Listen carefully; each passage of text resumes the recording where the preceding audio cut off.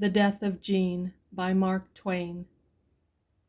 The death of Jean Clemens occurred early in the morning of December 24th, 1909. Mr. Clemens was in great stress of mind when I first saw him, but a few hours later I found him writing steadily. "I am setting it down," he said, "everything. It is a relief to me to write it. It furnishes me an excuse for thinking."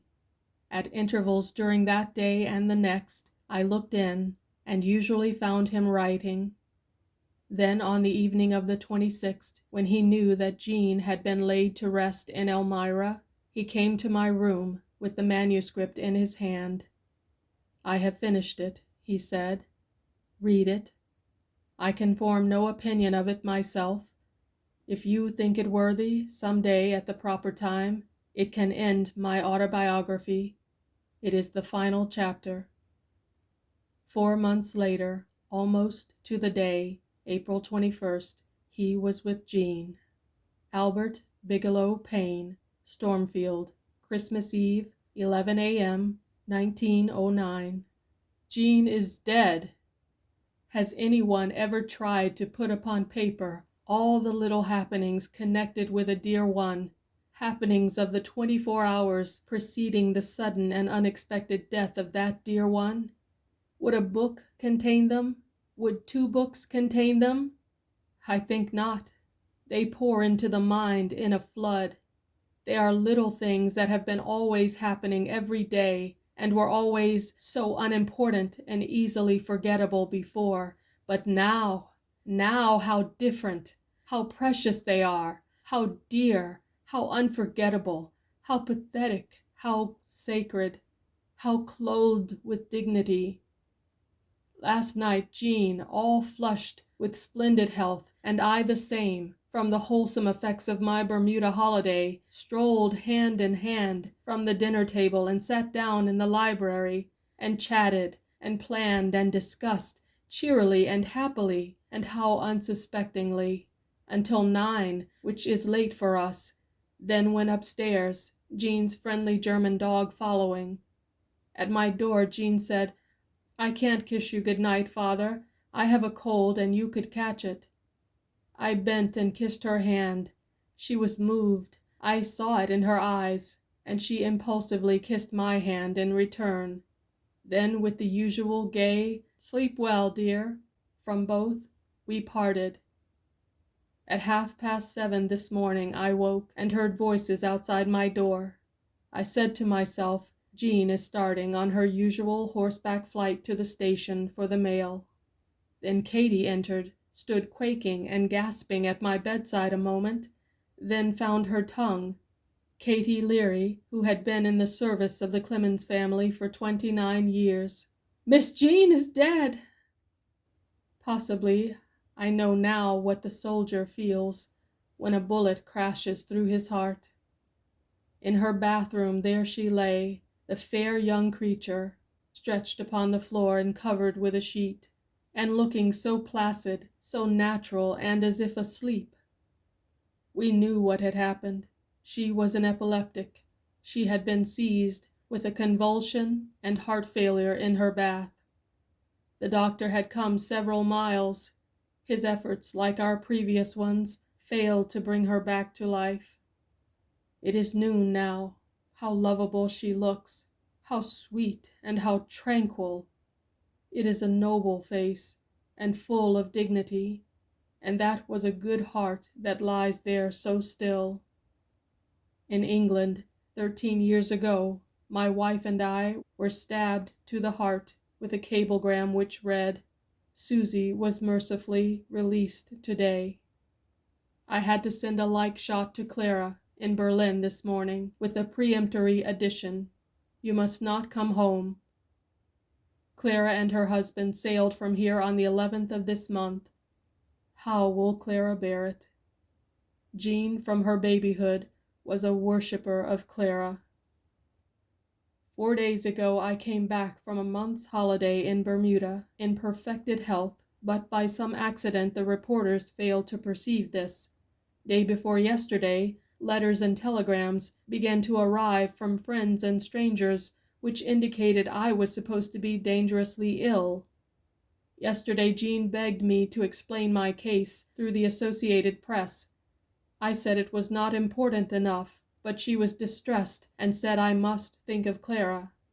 Clara would see the report in the German papers, and as she had been nursing her husband day and night for 4 months and was worn out and feeble, the shock might be disastrous. There was reason in that, so I sent a humorous paragraph by telephone to the Associated Press, denying the charge that I was dying and saying I would not do such a thing at my time of life. Mr. Gabrilowitsch had been operated on for appendicitis. Jean was a little troubled and did not like to see me treat the matter so lightly, but I said it was best to treat it so, for there was nothing serious about it. This morning I sent the sorrowful facts of this day's irremediable disaster to the Associated Press. Will both appear in the evening's papers? The one so blithe, the other so tragic? I lost Susie 13 years ago. I lost her mother, her incomparable mother, 5.5 years ago. Clara has gone away to live in Europe, and now I have lost Jean. How poor I am, who was once so rich! 7 months ago Mr. Rogers died, one of the best friends I ever had, and the nearest perfect as man and gentleman I have yet met among my race. Within the last 6 weeks, Gilder has passed away, and Laffan, old friends of mine. Jean lies yonder. I sit here. We are strangers under our own roof. We kissed hands good-bye at this door last night, and it was forever, we never suspecting it. She lies there, and I sit here, writing, busying myself to keep my heart from breaking. How dazzlingly the sunshine is flooding the hills around. It is like a mockery. 74 years old, 24 days ago. 74 years old yesterday. Who can estimate my age today? I have looked upon her again. I wonder I can bear it. She looks just as her mother looked when she lay dead in that Florentine villa so long ago. The sweet placidity of death. It is more beautiful than sleep. I saw her mother buried. I said I would never endure that horror again, that I would never again look into the grave of anyone dear to me. I have kept to that. They will take Jean from this house tomorrow and bear her to Elmira, New York, where lie those of us that have been released, but I shall not follow. Jean was on the dock when the ship came in only 4 days ago. She was at the door, beaming a welcome, when I reached this house the next evening. We played cards, and she tried to teach me a new game called Mark Twain. We sat chatting cheerily in the library last night, and she wouldn't let me look into the loggia where she was making Christmas preparations. She said she would finish them in the morning, and then her little French friend would arrive from New York. The surprise would follow, the surprise she had been working over for days. While she was out for a moment, I disloyally stole a look. The loggia floor was clothed with rugs and furnished with chairs and sofas, and the uncompleted surprise was there in the form of a Christmas tree that was drenched with silver film in a most wonderful way. And on a table was a prodigal profusion of bright things which she was going to hang upon it today. What desecrating hand will ever banish that eloquent, unfinished surprise from that place? Not mine, surely. All these little matters have happened in the last 4 days. Little, yes, then, but not now. Nothing she said or thought or did is little now. And all the lavish humor, what has become of it? It is pathos now, pathos, and the thought of it brings tears. All these little things happened such a few hours ago, and now she lies yonder and cares for nothing any more. Strange, marvelous, incredible. I have had this experience before, but it would still be incredible if I had had it 1,000 times. Miss Jean is dead. That is what Katie said. When I heard the door open behind the bed's head without a preliminary knock, I supposed it was Jean coming in to kiss me good morning, she being the only person who was used to entering without formalities. And so, I have been to Jean's parlor. Such a turmoil of Christmas presents for servants and friends. They are everywhere. Tables, chairs, sofas, the floor. Everything is occupied and over-occupied. It is many and many a year since I have seen the like. In that ancient day, Mrs. Clemens and I used to slip softly into the nursery at midnight on Christmas Eve and look the array of presents over. The children were little then. And now here is Jean's parlor, looking just as that nursery used to look. The presents are not labeled. The hands are forever idle that would have labeled them today. Jean's mother always worked herself down with her Christmas preparations. Jean did the same yesterday and the preceding days, and the fatigue has cost her her life. The fatigue caused the convulsion that attacked her this morning. She had had no attack for months. Jean was so full of life and energy that she was constantly in danger of overtaxing her strength. Every morning she was in the saddle by 7:30 and off to the station for her mail. She examined the letters and I distributed them, some to her, some to Mr. Paine, the others to the stenographer and myself. She dispatched her share and then mounted her horse again and went around superintending her farm and her poultry the rest of the day. Sometimes she played billiards with me after dinner, but she was usually too tired to play and went early to bed. Yesterday afternoon, I told her about some plans I had been devising while absent in Bermuda to lighten her burdens. We would get a housekeeper. Also, we would put her share of the secretary work into Mr. Paine's hands. No, she wasn't willing. She had been making plans herself. The matter ended in a compromise. I submitted. I always did. She wouldn't audit the bills and let Paine fill out the checks. She would continue to attend to that herself. Also, she would continue to be housekeeper and let Katie assist. Also, she would continue to answer the letters of personal friends for me. Such was the compromise. Both of us called it by that name, though I was never able to see where any formidable change had been made. However, Jean was pleased, and that was sufficient for me. She was proud of being my secretary, and I was never able to persuade her to give up any part of her share in that unlovely work. In the talk last night, I said I found everything going so smoothly that if she were willing, I would go back to Bermuda in February and get blessedly out of the clash and turmoil again for another month. She was urgent that I should do it, and said that if I would put off the trip until March, she would take Katie and go with me. We struck hands upon that and said it was settled.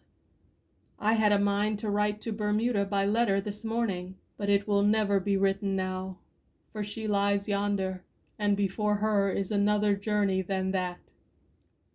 Night is closing down. The rim of the sun barely shows above the skyline of the hills. I have been looking at that face again, that was growing dearer and dearer to me every day. I was getting acquainted with Jean in these last 9 months. She had been long an exile from home when she came to us 3/4 of a year ago. She had been shut up in sanitariums many miles from us. How eloquently glad and grateful she was to cross her father's threshold again. Would I bring her back to life if I could do it? I would not. If a word would do it, I would beg for strength to withhold the word. And I would have the strength, I am sure of it. In her loss, I am almost bankrupt, and my life is a bitterness. But I am content, for she has been enriched with the most precious of all gifts, that gift which makes all other gifts mean and poor, death. I have never wanted any released friend of mine restored to life since I reached manhood.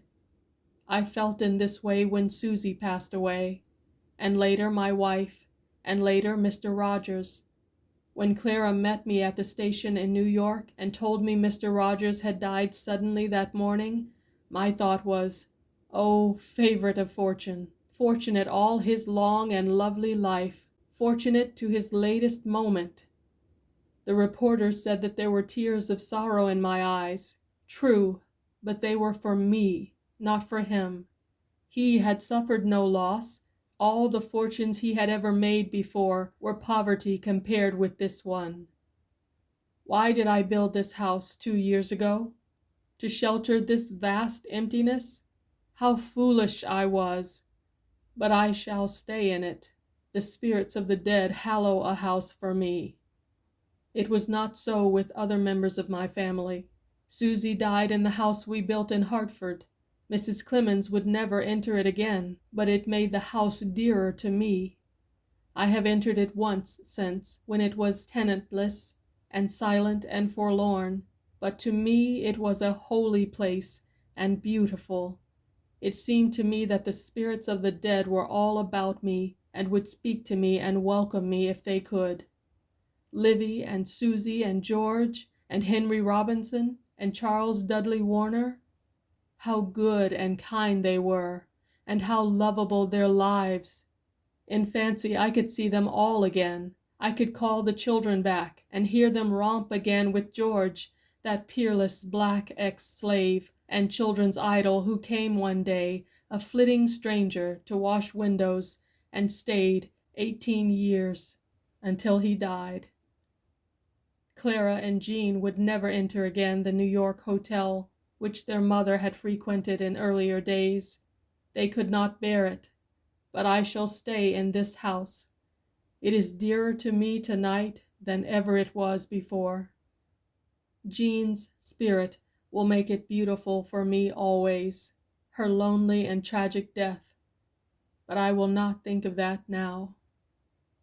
Jean's mother always devoted 2 or 3 weeks to Christmas shopping, and was always physically exhausted when Christmas Eve came. Jean was her very own child.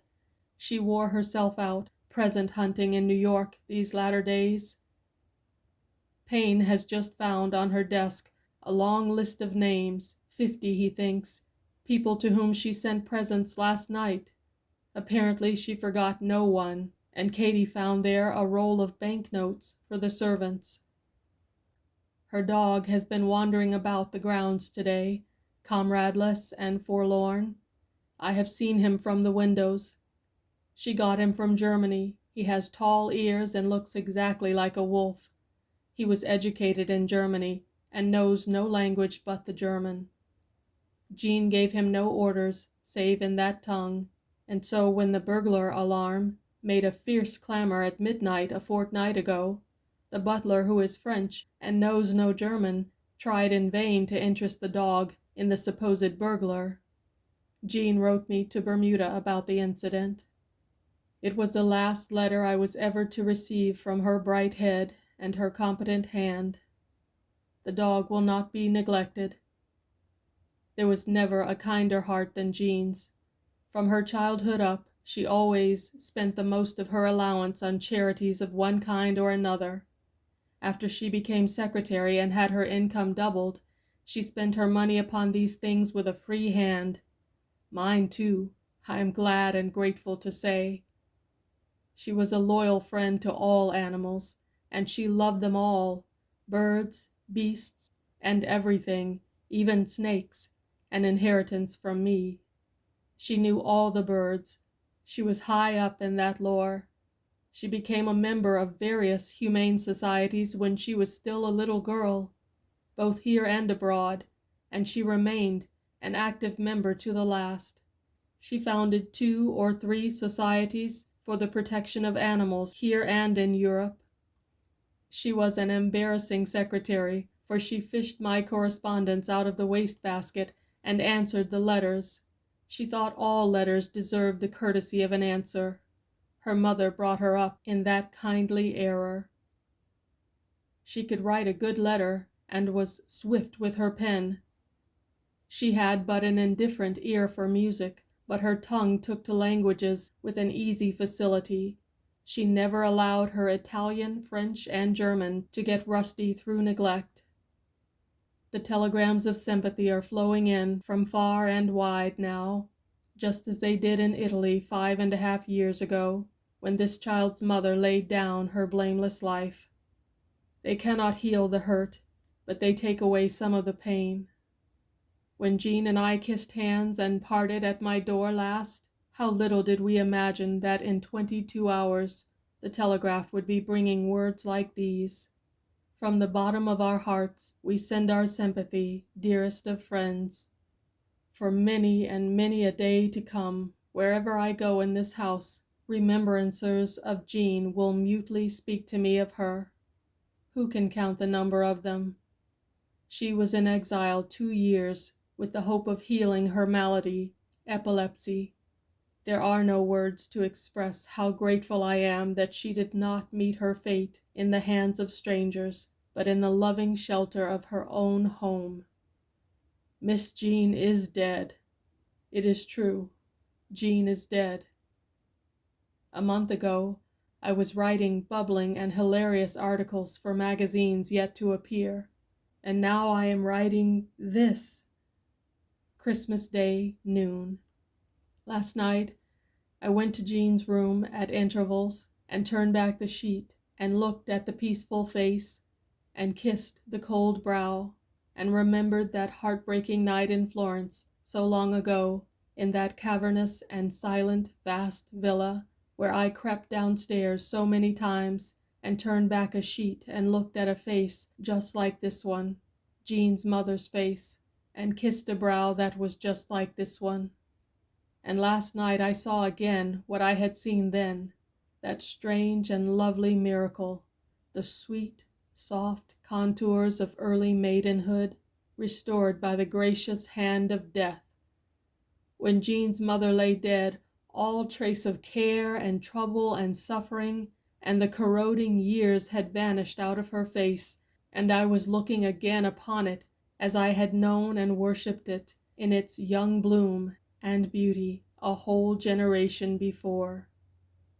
At about 3 a.m, while wandering about the house in the deep silences, as one does in times like these, when there is a dumb sense that something has been lost that will never be found again, yet must be sought, if only for the employment the useless seeking gives, I came upon Jean's dog in the hall downstairs, and noted that he did not spring to greet me, according to his hospitable habit, but came slow and sorrowfully.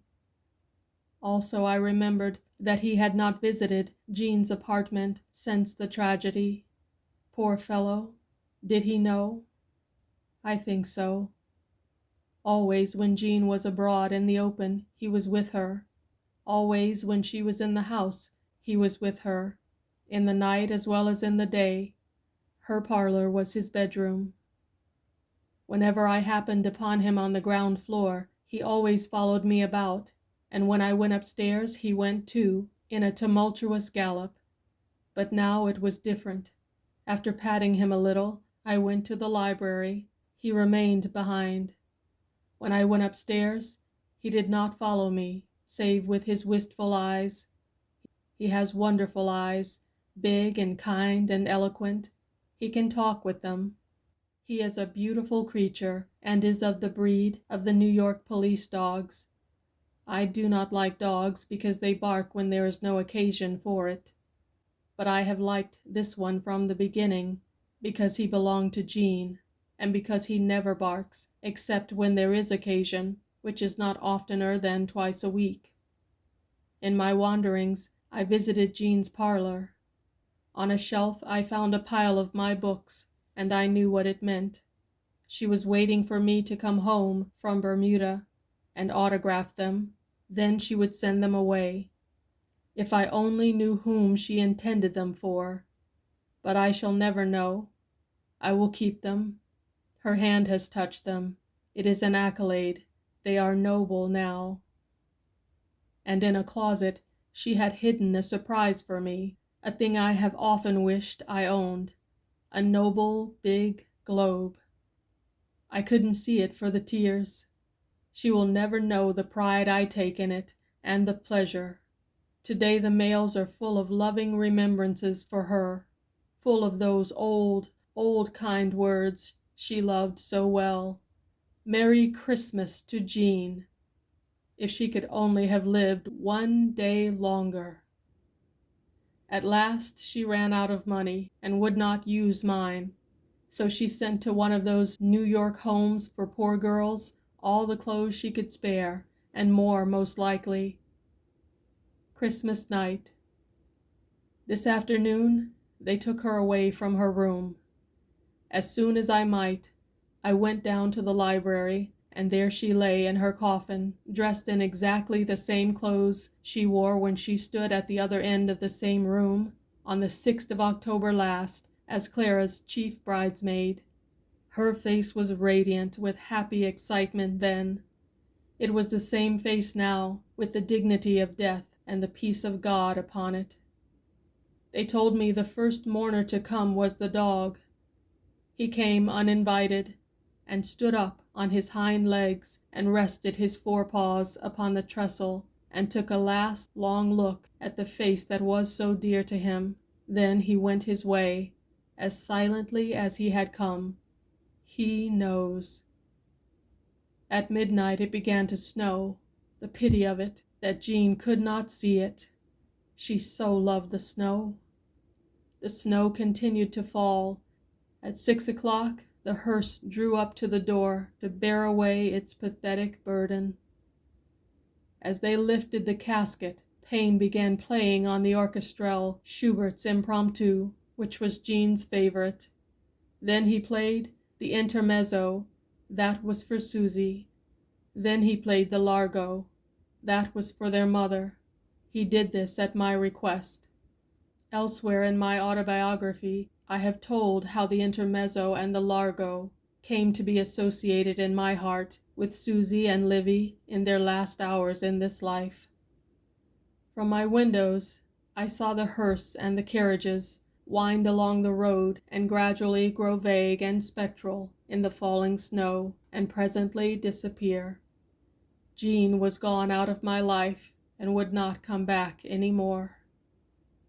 Jervis, the cousin she had played with when they were babies together, he and her beloved old Katie were conducting her to her distant childhood home, where she will lie by her mother's side once more, in the company of Susie and Langdon. December 26th. The dog came to see me at 8 o'clock this morning. He was very affectionate, poor orphan. My room will be his quarters hereafter. The storm raged all night. It has raged all morning. The snow drives across the landscape in vast clouds, superb, sublime, and Jean not here to see. 2:30 p.m. It is the time appointed. The funeral has begun. 400 miles away, but I can see it all just as if I were there. The scene is the library in the Langdon homestead. Jean's coffin stands where her mother and I stood 40 years ago and were married, and where Susie's coffin stood 13 years ago, where her mother's stood 5.5 years ago, and where mine will stand after a little time. 5 o'clock. It is all over. When Clara went away 2 weeks ago to live in Europe, it was hard, but I could bear it, for I had Jean left. I said we would be a family. We said we would be close comrades and happy, just we two. That fair dream was in my mind when Jean met me at the steamer last Monday. It was in my mind when she received me at the door last Tuesday evening. We were together. We were a family. The dream had come true. Oh, precisely true, contentedly true. satisfyingly true, and remained true 2 whole days. And now Jean is in her grave. In the grave, if I can believe it. God rest her sweet spirit. End of The Death of Jean by Mark Twain.